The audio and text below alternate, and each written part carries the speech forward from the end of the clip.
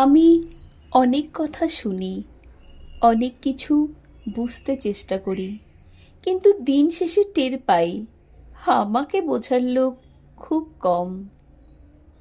আমার মন খারাপ থাকলেও সবাই ধরে নেয় আমি ঠিক আছি, কারণ আমি চুপ থাকি, কারণ আমি কাঁদি না কারোর সামনে। সবাই খুব সহজে আমার উপর অভিমান করে, আর সেই অভিমান ভাঙাতে আমার প্রাণ যায়।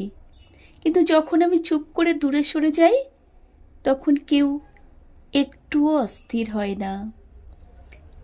আমি যতটা গভীরভাবে ভাবি, আমার কথা কেউ ততটা ভাবে না।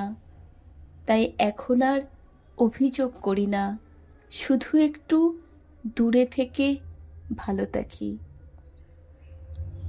সংগৃহীত কণ্ঠে আমি সুমিত্রা।